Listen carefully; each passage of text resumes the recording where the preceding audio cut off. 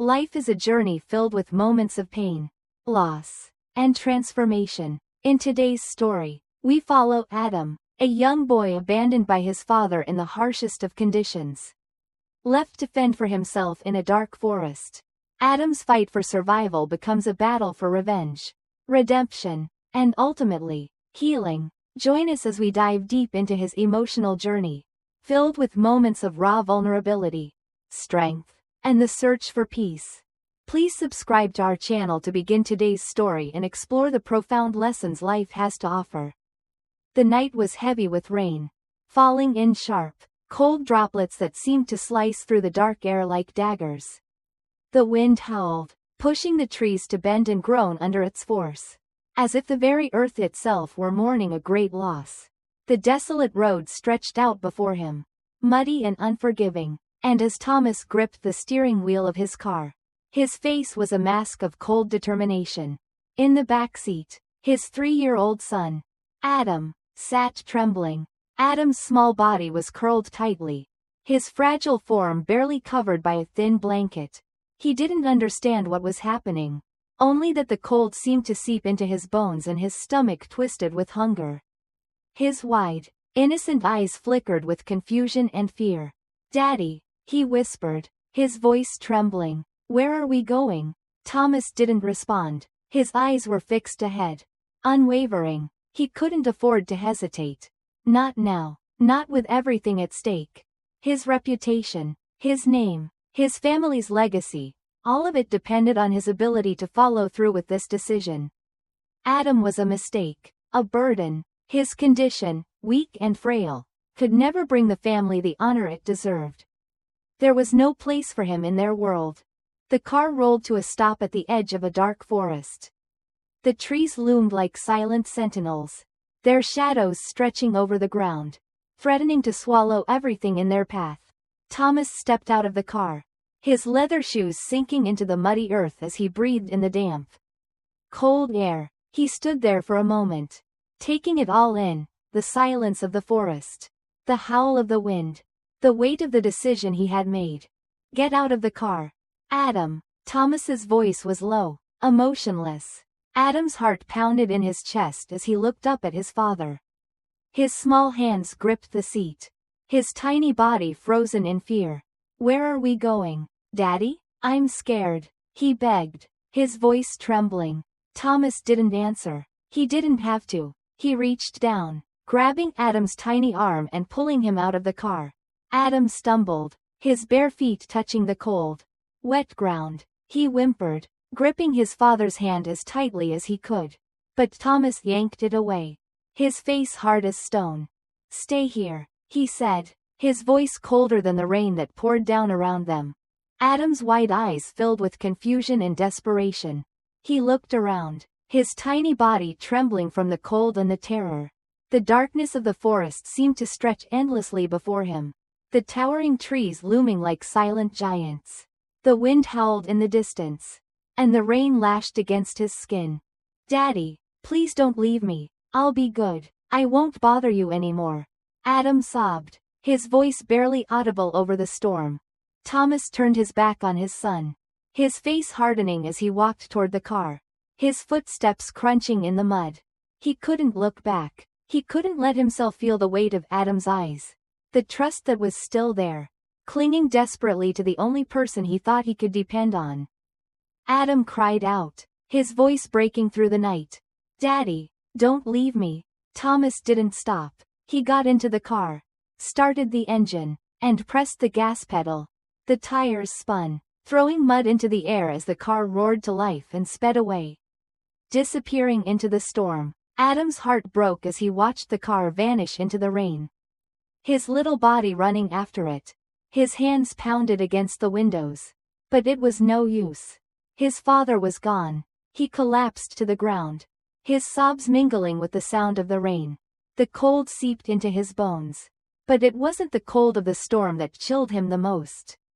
It was the emptiness that had taken root in his heart, the realization that his father, the one person who should have loved him, protected him, had abandoned him without a second thought. For hours, Adam sat alone in the forest, his body shaking with cold and fear. The wind howled through the trees, and strange sounds echoed in the distance. He couldn't understand why his father had left him. Was it because he was weak? Was it because he was a burden? The night stretched on, and Adam's exhaustion began to take over. Every time he closed his eyes, he heard the strange noises of the forest, rustling leaves, the wind whistling through the trees, the distant howl of some animal. But the most terrifying sound was his own heartbeat, thumping loudly in his chest. He felt the weight of the world on his small shoulders, and he knew deep down that he had to survive. The world had abandoned him, and now he had to find a way to survive on his own. The next day, Adam awoke to the sting of cold on his skin and the ache in his stomach. His body was battered, bruised by the forest floor, and his clothes were soaked through with rain.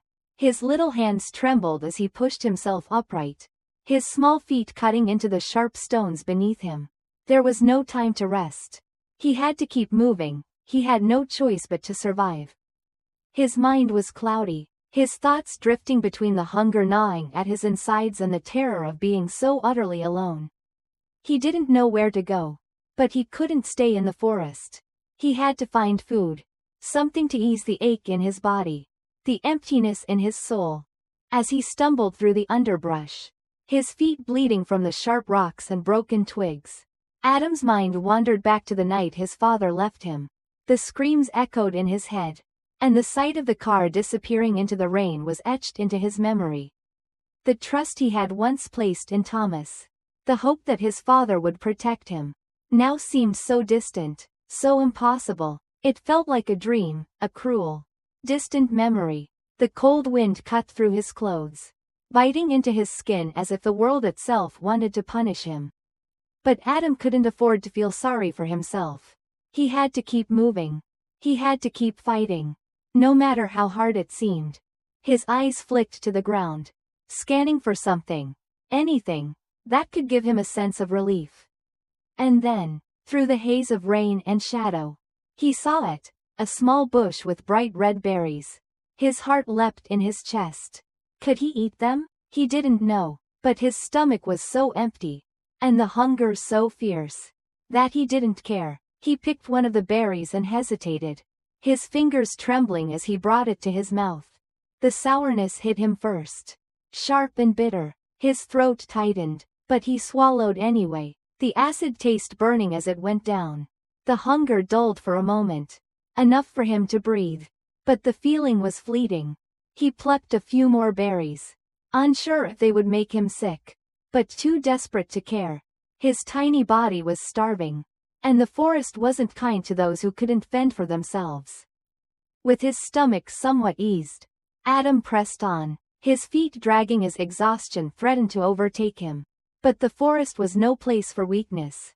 The trees loomed tall, and the sounds of the night creatures, rustling leaves, the low growl of predators, haunted him.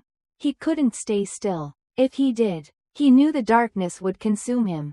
By dusk, he found shelter under a fallen tree. Its trunk created a small hollow, just enough to keep him out of the worst of the rain. Adam curled up, the wetness of the earth seeping into his bones. He hugged his knees to his chest, trying to find warmth in his small frame. But as much as he tried, the cold never let up. It gnawed at him, just as the hunger did. Sleep came in broken fits, each time interrupted by the unsettling sounds of the forest, the howls of wolves, the rustling of leaves, the creak of branches in the wind. He never felt safe. He couldn't afford to let his guard down. Not for a second. His mind raced with fear, and every crack in the woods, every movement in the darkness, made him stiffen in terror. The night seemed endless, the minutes stretching on as if the world was frozen in time. But as the sun began to rise, Adam knew he couldn't stay. The forest was a place of death, and if he didn't leave, he would surely perish. His small, aching body moved with determination, pushing through the pain, through the hunger, through the exhaustion. He had to survive. As the day wore on, he grew weaker, but he couldn't stop. He couldn't allow himself to die here, abandoned and forgotten. Every step forward was a battle. But he was learning to fight not just for his life, but for the very right to exist. He didn't know how he would make it, but somehow, he knew he would. He had to. There was no other choice. He pressed on through the forest, the pain and hunger and fear becoming part of him. The boy who had been abandoned in the forest was no longer the same. He had learned the first lesson of survival. Strength came not from the body, but from the will to continue. To never give up, no matter the odds. As days turned into weeks, Adam's journey through the forest became a blur of pain, hunger, and fear, but it also became a journey of transformation. The boy who had been abandoned in the rain, trembling and desperate, had grown into something else. He was no longer the fragile child who sought his father's protection. Now, he was someone who could survive on his own. Someone who had learned the cruel rules of the world. But survival was not enough. Adam's heart had hardened with every passing day. He had learned the truth about the world, that it was filled with people who were willing to abandon others for their own gain. He had learned that in this world, the weak were crushed, the innocent were forgotten, and the only way to survive was to become strong enough to fight back. And he had every intention of doing just that. It wasn't long before Adam found himself in a small, forgotten village on the outskirts of the forest. It was a place where people came and went, where the air was thick with poverty and apathy. It was here that Adam met a man named Jack. Jack wasn't a kind man, but he wasn't cruel either. He was a drifter, a man who made his living off the desperation of others, selling whatever goods he could get his hands on, whether legal or not. Jack took Adam in, offering him food and shelter in exchange for work. Adam had no choice but to accept. But he quickly realized that Jack was no better than the people who had abandoned him. He wasn't offering kindness, he was offering an opportunity to be exploited. But Adam didn't care. He wasn't here to make friends. He was here for something else. He learned quickly. Jack put him to work on the streets, sending him to beg for money, to steal from the weak and the unsuspecting. It wasn't the life Adam had wanted, but it was the life he had been given. And in this life, he was determined to make something of himself. He became skilled, a shadow in the night, moving through the crowds with a speed and grace that left no trace behind. He learned to read people, to know who to approach and who to avoid. He learned the art of survival in a world that cared nothing for the innocent. But survival was not enough. He had a greater goal in mind, one that had been growing in his heart since the night his father left him in the forest. Adam wanted revenge. He wanted to make his father, Thomas, feel the same pain he had felt, abandoned, forgotten, and alone. He knew it wouldn't be easy. Thomas was a wealthy man, powerful and influential, but Adam was determined. He would find a way. And he did. Through his work with Jack, Adam learned that Thomas was involved in a network of illegal dealings, money laundering, bribery, and corruption. Thomas wasn't just a businessman, he was a man who had built his wealth off the suffering of others. Adam could feel the weight of his father's betrayal in every document, every whispered conversation. It was all there. Thomas had not just abandoned him. He had built his life on the destruction of others. Adam had found his path. This wasn't just about revenge anymore. This was about justice. He would take everything Thomas had worked for, everything he had stolen, and he would make sure the world knew the truth. The same world that had abandoned him. The same world that had allowed his father's actions to go unpunished. Late one night, Adam found himself standing outside Thomas's mansion, watching as the lights flickered in the windows.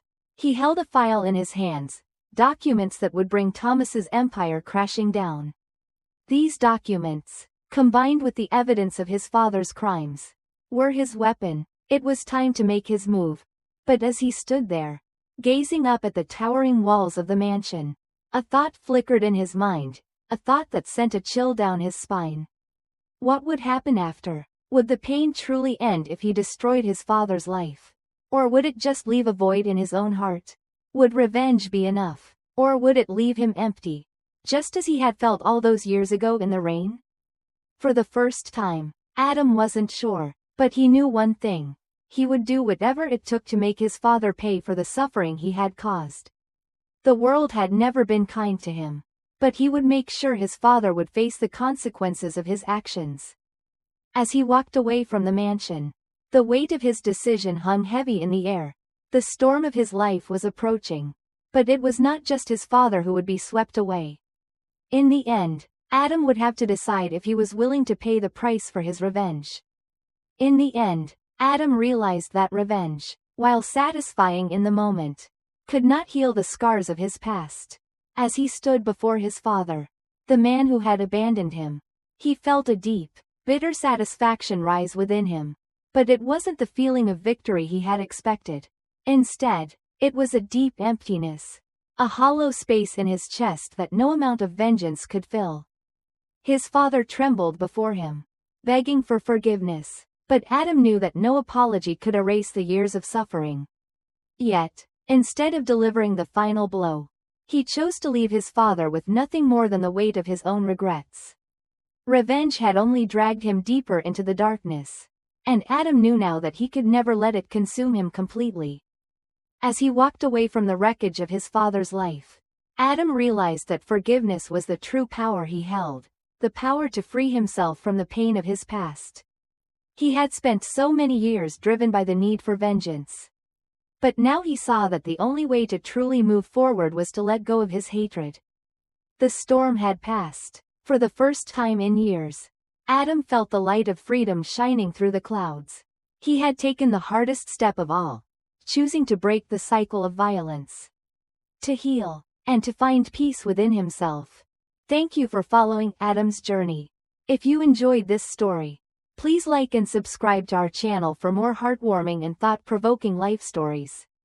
Your support means the world to us, and we promise to keep bringing you powerful stories that touch the soul.